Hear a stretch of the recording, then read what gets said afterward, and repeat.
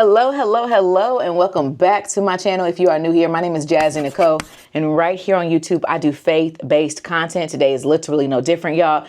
We are hopping into Jeremiah chapter 43, and I cannot wait to get into this chapter with you.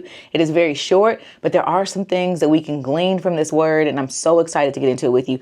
If you are new here, baby, welcome. Do not be shy. Let me know in the comment section that you are new here, and I do want to personally welcome you to the page.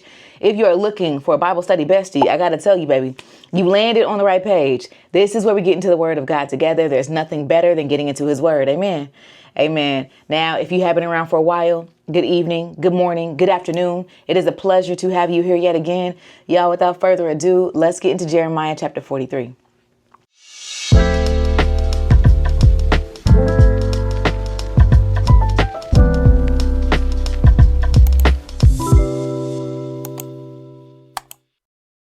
All right, so you already know what we need to do. Before we read, we do want to invite God into our conversation. So, dear Heavenly Father, we are so grateful.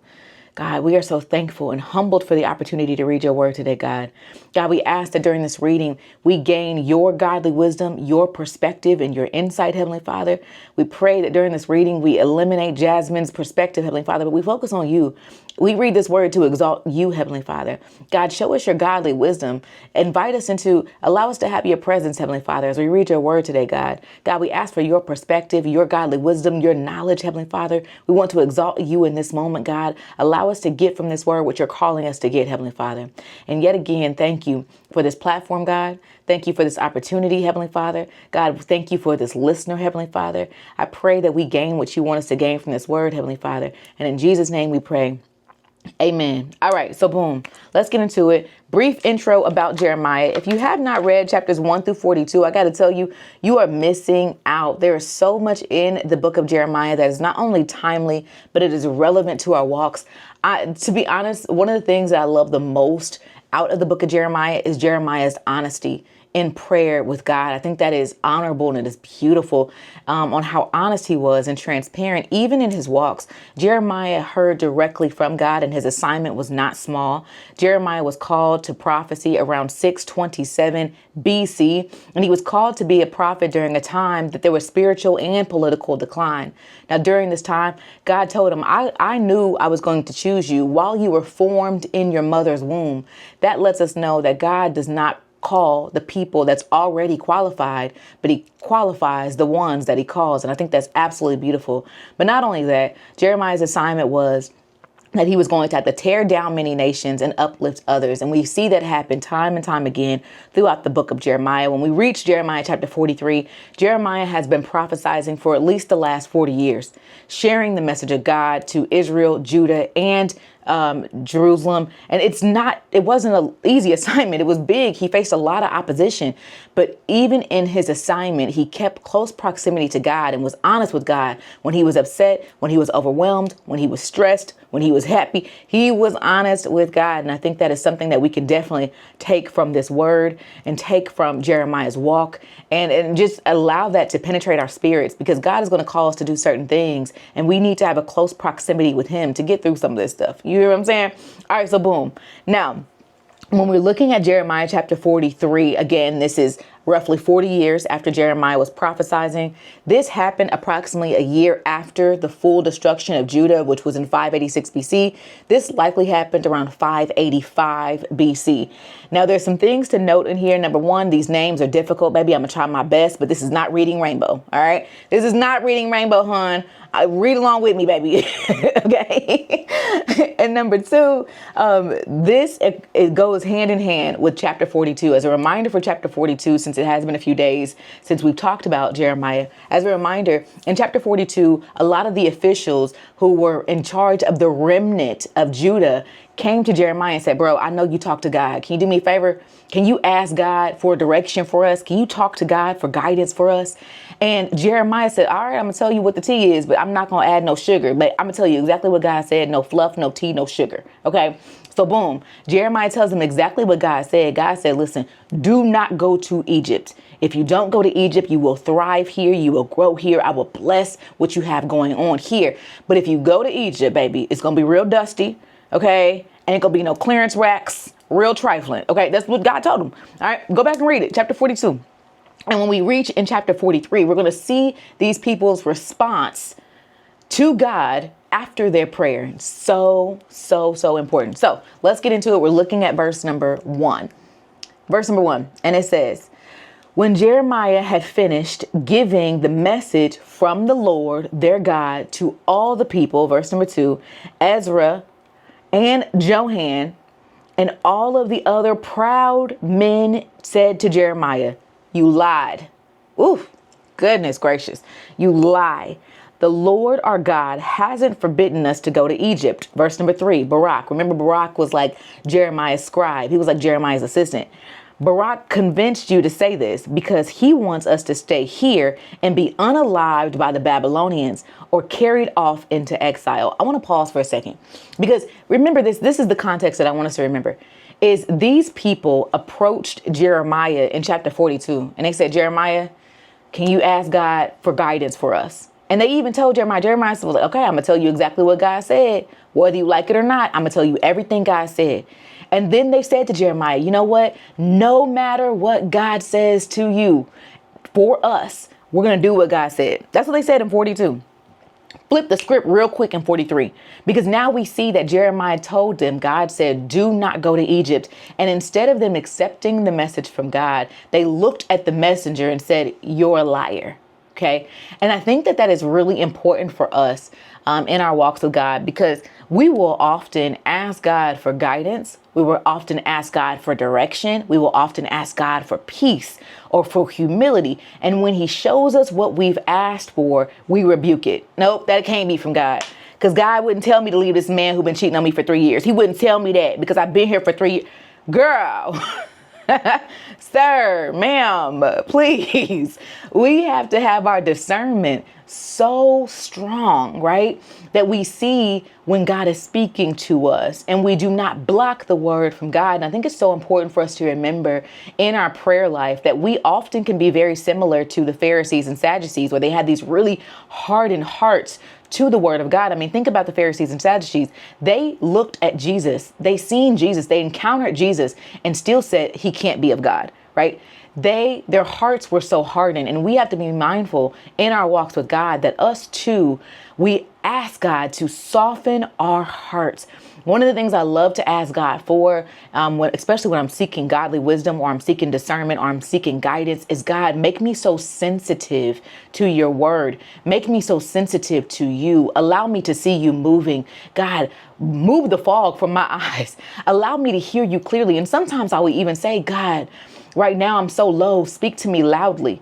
Like, it is okay to ask your Heavenly Father for that. And the reason why I say that's okay is because a lot of times we can block what God is saying out of fear, which we notice here. They're scared, out of fear, out of uncertainty, out of a lack of knowledge, or just out of not wanting to know what to do, because we really aren't ready to do that. We can operate so deep into complacency and fear that we block the word of God when he's trying to lead us. And I think this right here is so relevant, and it's not just them, it's been us too. And yes, I'm saying us, me and you stink, because I know it. Okay. Not to be all in your business, but I'm in your business. Okay. So I know it's been us too. And continue to pray for God to soften your heart, for you to see him in places, for you to see him through people you least expected. God, show me you. I want to hear you. I need to hear you. When I ask you for guidance, I need it. Right. All right. So boom, let's keep going. We're on verse number 4. Verse number 4. So Johan and the other military leaders and the people, now this is dope. Okay. Notice verse number 4 and verse number 7. It's saying the same thing. The Bible doesn't repeat words for no reason. Okay. I just want to say that real heavy. So verse number 4 says, Johan and the other military leaders and all the people refused to obey the Lord's command and stay in Judah.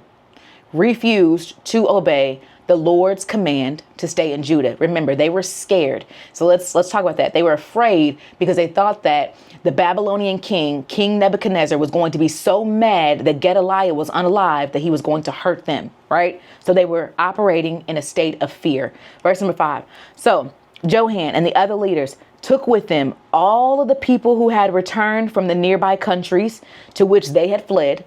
Verse number 6. And in the crowd, there were men, there were women, there were children, the king's daughters. Remember, we don't know if this was King Zedekiah's daughters, but the king's daughters. And all of those whom Nebuzaradan, the captain of the guard, had left with Gedaliah.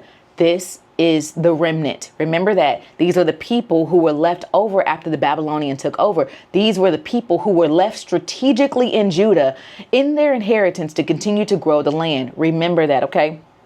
So boom, the prophet Jeremiah and Barak, so Jeremiah and his assistants, baby, were included. They took everybody's stink. They took everybody. Wait a second, because Jeremiah never signed up for this field trip, okay? Nobody signed Jeremiah's permission slip. They snatched that man up, all right? Verse number 7. The people refused to obey the voice of the Lord, and they went to Egypt, going as far as the city of Tabernaeus. Now, let's talk about this right here. Okay, notice, said it twice. They refused to obey the Lord's command. They refused to obey the Lord's voice. These are two places that we as believers do not want to be, right? Our Heavenly Father loves us so much that he guides us and leads us, and he gives us godly wisdom. He gives us knowledge. He gives us guidance. He gives us his advocate, the Holy Spirit, to walk with us day after day. And sometimes even us can ignore our convictions. We can ignore what God is telling us to do. We can ignore he told us to go right and we go left because we're scared, because we're nervous. Listen, we do not want to be here.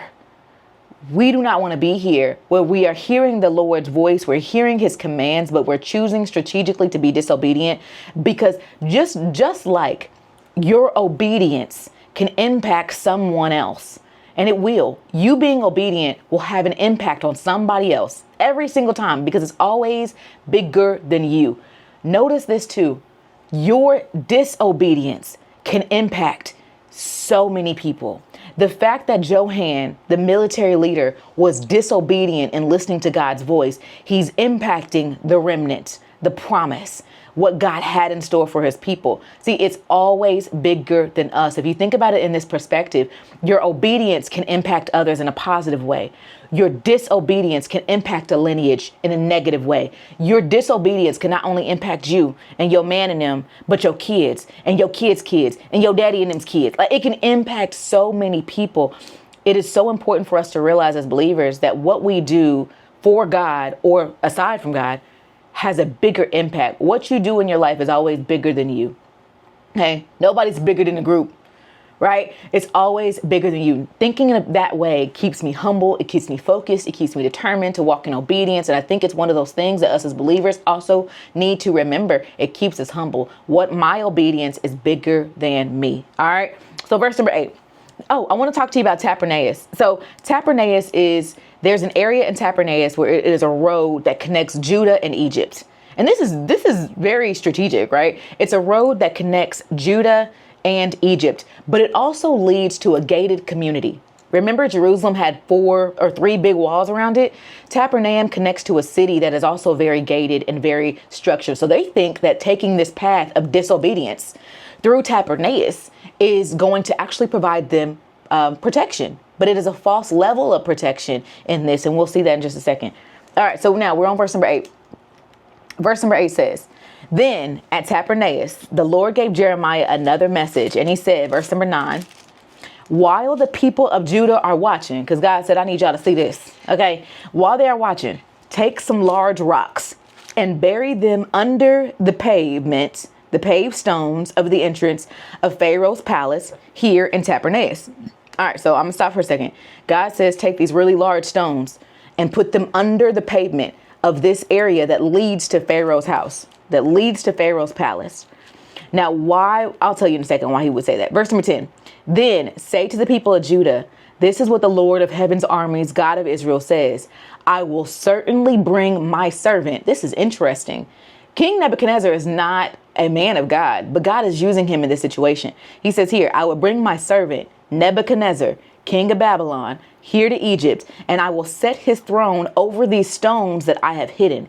He will spread out his royal canopy on them."